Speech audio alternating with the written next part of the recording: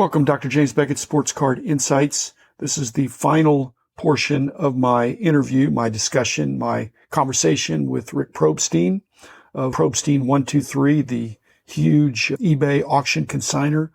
We just got in a roll. We booked it for 15 minutes and it went longer, and then it went even longer than the second 15 minutes. And this is the last part of it, but we had a good time. He's a hobby heavyweight, is auctioning off a lot of big cards, helped a friend of mine that needed to sell some of his cards. And I don't really sell singles like that. When you're selling cards on eBay, just like if you're selling some of the big cards, an auction that gives it more prominence, whether that's Heritage or Huggins & Scott or any of the big auction houses, the traditional auction houses, or eBay, which is even bigger. So I had a friend that I did some stuff with Greg Morris. I had a friend that did some stuff with PWCC, and then with Probstein. It's been fun to check it out. So I get the emails. I keep track of most of those people. And with Probstein, he had some pretty interesting Instagram short videos that he was teasing up in his push email that went out to a lot of people. I thought it had my name on it. It had Beckett references. I thought, I'll just take a peek at that one. They're very short. And there were actually two of them in a row. One was about the 30 PSA 10 Jordan rookies that he had amassed, and the other was lamenting the market confusion associated with the BVG. And he asked for feedback. What am I going to do? So I contacted him. I said, would you like to talk about it? Because I can give you my opinions. I'm semi-retired, but I do keep track of things, and I want to be helpful. I'm, after all, a pro bono consultant.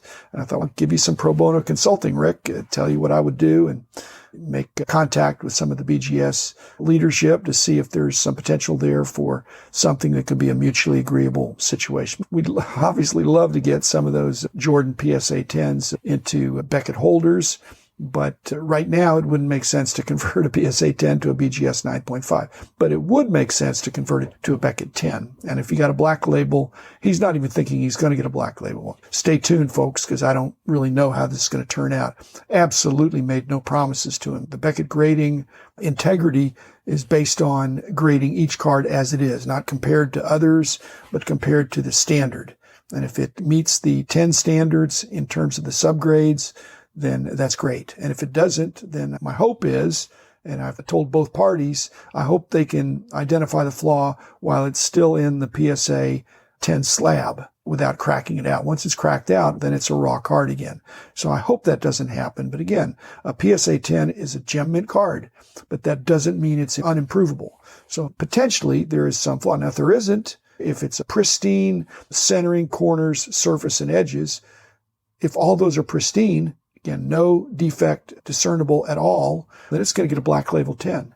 Now, he's not saying that, and I'm not saying that, but each card ought to be graded as it is. Certainly when I was there, BGS, BVG, even BCG, any Beckett grading product, there's no quota. Each card should be graded according to the standard of the service that's being provided. So again, no special treatment, but certainly giving a sharp eye to what are probably already presumably gem mint cards. The question is, are they pristine? Thanks, Rick, and thanks everybody else. I hope you've enjoyed that, and I'll continue to do individual podcasts as well as some interesting interviews. And again, thanks, Rick Probstein, for sharing some of your time. I'll tell you one thing that has always blown me away. PSA has never graded a Fernando Valenzuela rookie as a 10. So you would think that one time it would enter a bulk submission to a brand new grader who would just 10 it. Even though it might not be the ultimate, like the card has black PD on it, the card doesn't come centered, and it's a little cockeyed, and it's obviously a hard card to get as a 10 because there aren't any. It's 0 10s. But it's amazing to me that not one has ever slipped through where some guy just threw it in there at the National, 24 hours bulk, put it in with a whole bunch of Drake's cards, no big deal. Boom, there's your 10. Now, you're suggesting that there could be a junior, less experienced grader that had that card come across his or her desk and thought, looks fine to me, slap a 10. Yeah. PSA. I'm hoping, and this is... I'm just shocked it hasn't happened. In fact, it's shocking. Are there any BGS 9.5s of the Valenzuela? Are you talking about the Topps rookie card? Yeah, there's a regular Fernando rookie. The 81 Topps with 3 people on it. A card that almost anybody in our era has had stacks of them. Like I say, I have made suggestions within BGS to identify, it's not some higher level of statistics, but through sampling, that there ought to be, when these anomalies come up, when you see nothing of something, not that there'd be some major investigation, but that looks strange, like you're saying. And I think in the hobby, if PSA was asked about that, they ought to have a good answer. The only answer that makes sense to me, which I find even more fascinating, is they have it flagged in yellow on the database somehow, some way. And I don't know this to be true. And I know people that used to be PSA graders. I've never asked them this question, that it's flagged on the database that nobody's allowed to grade the card at 10 unless it goes to the head grader. That's the only solution that makes sense to me.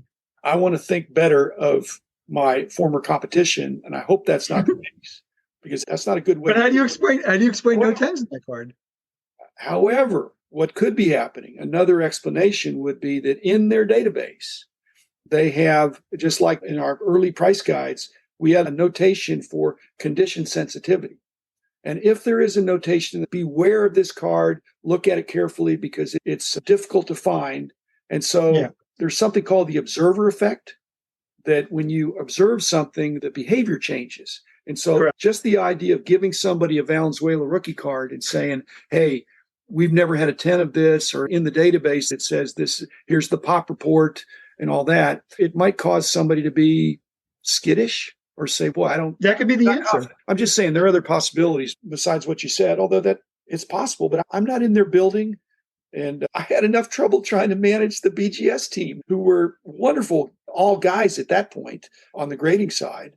And they were terrific guys, but they weren't perfect. And I would hope it's hard like that. There'd be it's hard to look at hundreds of cards every day, all day long. I hope it's only hundreds. I hope it's not thousands a day for individual graders. If they do it, they grade 1,000 cards to the exhaustive with subgrades, that's brain damage, I think. But somehow they're able to do it. I've conditioned cards for posting raw cards and graded them, but I'm not doing it to the same level of scrutiny that they're doing it. But I could grade 1,000 cards in a day if I had to. I had Greg Morris on my show last week. And I'm a big fan of Greg. I'm just saying, he's the vintage quick grader that is, doing a lot of raw business. It's tricky, but he has some affinity for it and is trained for it. Yeah, but look at his feedback. I think he's got perfect feedback, which shows that he's conservatively getting it right. If he writes X mint, there's more people that will think that card is near mint than X. No, they think it's at least X mint if he says it's X mint. And unless he missed it. But it's a very rare mistake because his intention is to satisfy the customer, and the customer he's satisfying primarily is the buyer. Yeah, correct. Consigners are not unhappy, just like in your case. The consigners are happy because he's built a culture where they know they're going to get a little bit more than the average if they sold it themselves, because people trust what he says.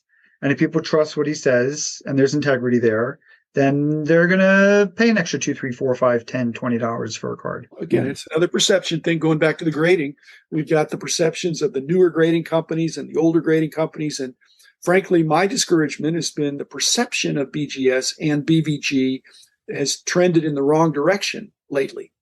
And I'd like to see them get back on track, not just for your benefit or even my benefit. I have a fair number of BGS slabs myself, but it's just the right thing to do. Yeah, no, listen, everything I ever talk about on my platform, I only care about the industry, what's good for the industry, because for me personally, financially, if the industry, 10Xs and 5Xs and prices increase and the industry's strong, then I'm fine. And then if people don't feel good about the industry for whatever reason, then of course that affects me personally. So I care about the greater good for our industry, but I'm a collector. I've been a collector my whole life and I enjoy collecting. If you decide to come down early before the national so that you can get less pressure and more time to go through this, I'm not suggesting that you're going to take your 30 cards and you're going to show up on Monday morning and say, could you please graded card review these? And they say, none of them make a 10.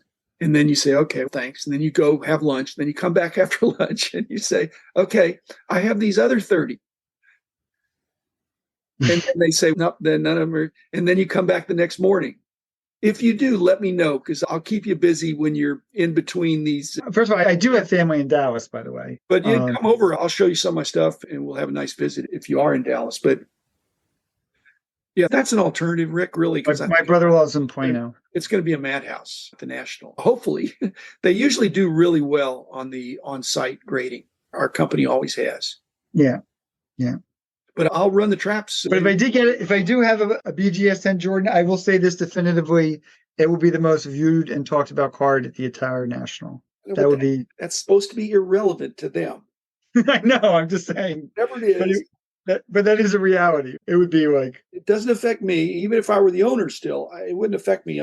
It's just that in this hobby, your reputation is worth your reputation. My reputation is, I won't say it's incalculable, but it's more than what any card would be. I agree.